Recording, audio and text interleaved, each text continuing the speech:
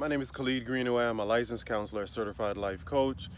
About to jump in the car and head to do my workout. But one thing I was thinking about is the number one issue I see with most men in relationships, but also in life, is vulnerability, right? And a lot of people, they don't realize that when you repress emotions, it comes out in different passive aggressive ways.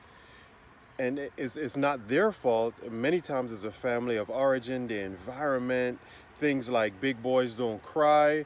If you notice, a lot of young boys don't get the same affection as their female sibling and things like that. So then we grew up thinking this is normal and we don't need that level of nurturing. And then it also takes skill and strength to be able to be vulnerable. And that's going to affect our level of communication, because me, for one, it's been a lifelong journey just being authentic and vulnerable, because I don't know if it was spoken or unspoken. I think it's a little bit of both, but I always felt like I had to be strong. And what happens is when you repress a lot, even the good things I repressed, it's like even having a hard time celebrating wins because I don't want to be too comfortable, and or even celebrating wins with other people. But a lot of times that may be easier. Complimenting one another, complimenting your friends, complimenting someone, your spouse, someone you're in a romantic relationship with as well. Being able to say those good things, because so many thoughts are locked in and we can get trapped in our heads a lot of times, along with wanting to people please. And then many times we're taught to wear masks. If you really think about it and you look around you, right? You can look to celebrities and how they carry themselves. You can look to people in your family. Many times the person or the people that are the most vulnerable, right? The most honest are the females in our lives.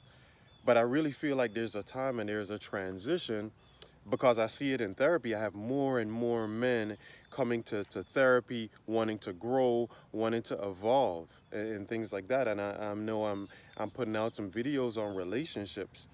But this key thing, right? Because you can think you're a great communicator, and this is how I thought, because you can convey thoughts well, and you may be a great teacher, or whatever arena it is, you're able to convey ideas and stuff like that.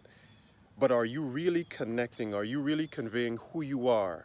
The ups, the in-betweens? Because what I'm not saying is we get in these negative cycles and tangents, and people think is, oh, I'm angry, so I'm gonna just... It's, first of all, it's never anger. It's always hurt, anxiety, fear, things like that we mask as anger. So even when you feel anger, be like, what is it really? What is it I have to believe to create this level of suffering? This is a question I like my clients to ask people as well. So as you endeavor today, start with yourself. Do what I call self-check-in. So the self-checking skill that I teach a lot of my clients is, the first step is, how do I feel in this moment? Why do I feel this way? Really start identifying things that make you happy, things that make you feel sad as well. Things that all the way in between. When you feel anxiety come up, some people don't even recognize anxiety. They mistake it for so many different things. But it's okay. So we start there. And then you can take it even further by journaling. But then the ultimate is being able to convey, you know what? I was thinking this, but then I realized it was really because that building serves as a trigger, because it reminded me of this place that my mom used to take me that I didn't like to go. It's things like that. And the more we do that, the more we get to know ourselves, the more we can connect with one another. Today, just find something to be grateful for.